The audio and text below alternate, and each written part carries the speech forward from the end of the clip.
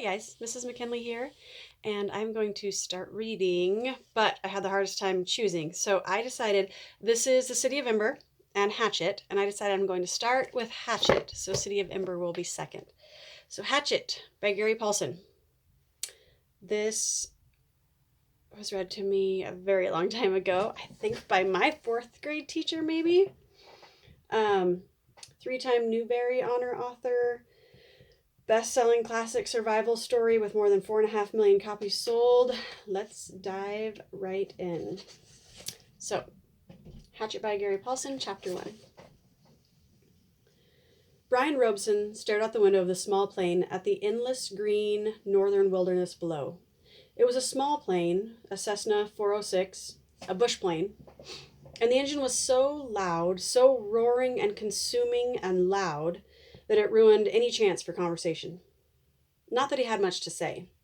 He was 13, and the only passenger on the plane was a pilot named, what was it? Jim or Jake or something, who was in his mid-40s and who had been silent as he worked to prepare for takeoff.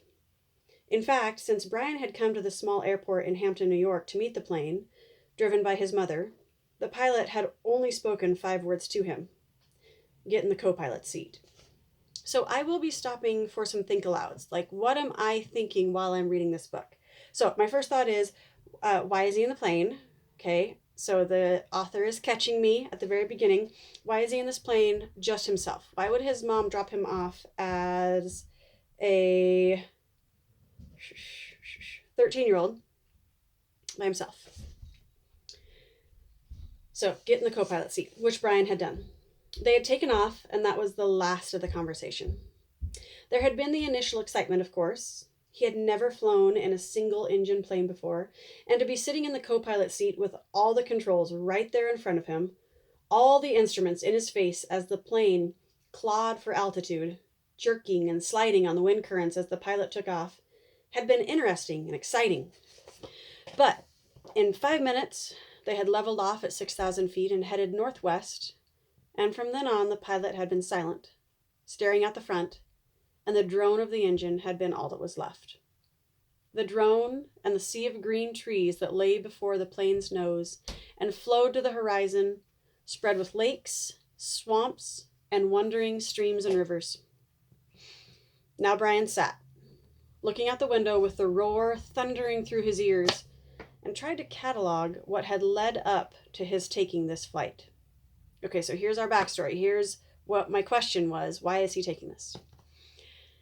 The thinking started. Always it started with a single word. Divorce. It was an ugly word, he thought. A tearing, ugly word that meant fights and yelling. Lawyers. God, he thought how he hated lawyers who sat with their comfortable smiles and tried to explain to him, in legal terms, how all that he lived in was coming apart. And the breaking and shattering of all the solid things. His home, his life, all the solid things. Divorce. A breaking word. An ugly breaking word. Divorce. Secrets. No, not so much secrets as just the secret. What he knew and had not told anybody. What he knew about his mother that had caused the divorce. What he knew. The secret. Divorce. The secret. So I really like how the author is setting up that we are hearing Brian's thoughts. Like it's almost like a running dialogue going through his head right there.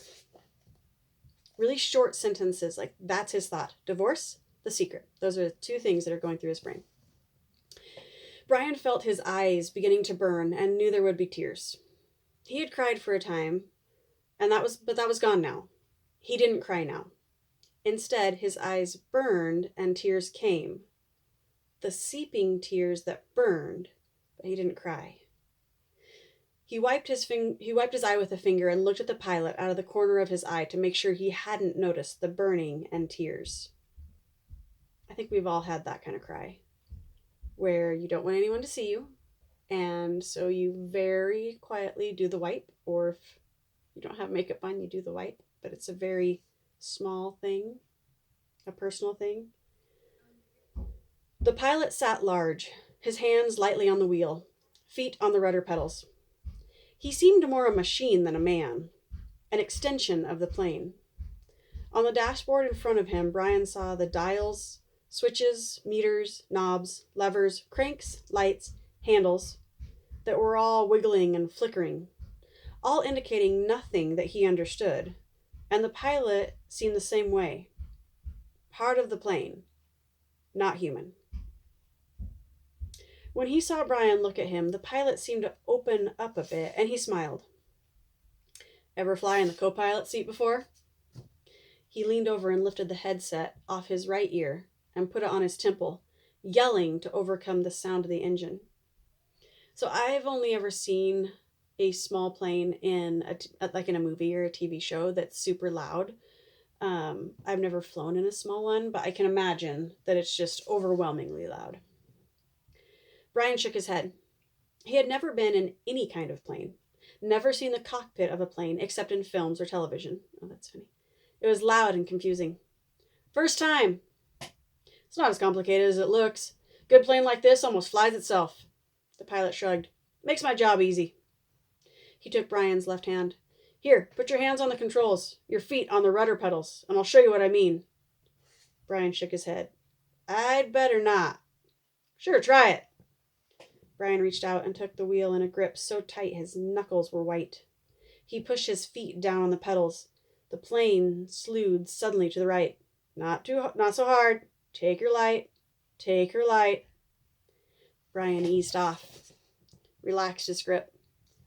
The burning in his eyes was forgotten momentarily as the vibration of the plane came through the wheel and the pedals. It seemed almost alive. See? The pilot let go of his wheel, raised his hands in the air and took his feet off the pedals to show Brian he was actually flying the plane alone. Simple. Now turn the wheel a little to the right and push on the right rudder pedal a small amount. Brian turned the wheel slightly and the plane immediately banked to the right. And when he pressed on the right rudder pedal, the nose slid across the horizon to the right. He left off the pressure and straightened the wheel, and the plane righted itself. Now you can turn. Bring her back to the left a little. Brian turned the wheel left, pushed on the left pedal, and the plane came back around. It's easy, he smiled. At least this part. The pilot nodded. All of flying is easy. Just takes learning, like everything else. Like everything else. He took the controls back, then reached up and rubbed his left shoulder. Aches and pains. Must be getting old. Brian let go of the controls and moved his feet away from the pedals as the pilot put his hands on the wheel. Thank you. But the pilot had put his headset back on, and the gratitude was lost in the engine noise, and things went back to Brian looking out the window at the ocean of trees and lakes. The burning eyes did not come back, but memories did, came flooding in. The words. Always the words. Divorce. The secret. Fights. Split. The big split. Brian's father did not understand as Brian did. Knew only that Brian's mother wanted to break the marriage apart. The split had come, and then the divorce, all so fast, and the courts had left him with his mother except for the summers and what the judge called visitation rights. So formal. Brian hated judges as he hated lawyers. Judges that leaned over the bench and asked Brian if he understood where he was to live and why. Judges with the caring look that meant nothing, as lawyers said legal phrases that meant nothing. In the summer, Brian would live with his father. In the school year with his mother. That's what the judge said after looking at papers on his desk and listening to the lawyers talk. Talk. Words. So from here, obviously this huge upheaval in his life, and he's just not okay with it. All right, let's keep going. Now the plane lurched slightly to the right, and Brian looked at the pilot. He was rubbing his shoulder again, and there was a sudden smell of body gas in the plane. Brian turned back to avoid embarrassing the pilot, who was obviously in some discomfort. Must have stomach troubles. So this first summer, when he was allowed to have visitation rights with his father, with a divorce only 1 month old, Brian was heading north. His father was a mechanical engineer who had designed or invented a new drill bit for oil drilling, a self-cleaning, self-sharpening bit. He was working in the oil fields of Canada, up on the tree line where the tundra started and the forests ended. Brian was riding up from New York with some drilling equipment. It was lashed down in the rear of the plane next to a fabric bag the pilot had called a survival pack, which had emergency supplies in case they had to make an emergency landing. That had to be specifically made in the city, riding in the bush plane with a pilot named Jim or Jake or something, who had turned out to be an all right guy, letting him fly and all. Except for the smell. Now there was a constant odor, and Brian took another look at the pilot, found him rubbing his shoulder and down the arm now, the left arm, letting go more gas and wincing. Probably something he ate, Brian thought. His mother had driven him from the city to meet the plane at Hampton, where it came to pick up the drilling equipment. A drive in silence. A long drive in silence. 2.5 hours of sitting in the car, staring out the window of the plane. Once, after an hour, when they were out of the city, she turned to him. "Look, can't we talk this over? Can't we talk this out? Can't you tell me what's bothering you?" And there were the words again.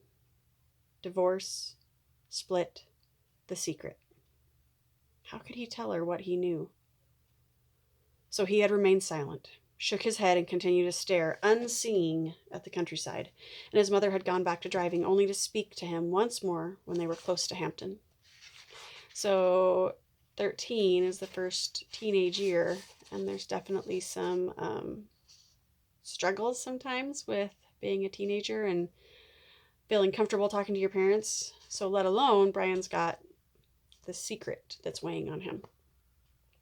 She reached over the back seat and brought up a paper sack. "I got something for you, for the trip." Brian took the sack and opened the top. Inside there was a hatchet, the kind with a steel handle and a rubber hand grip. The head was in a stout leather case that had a brass riveted belt loop.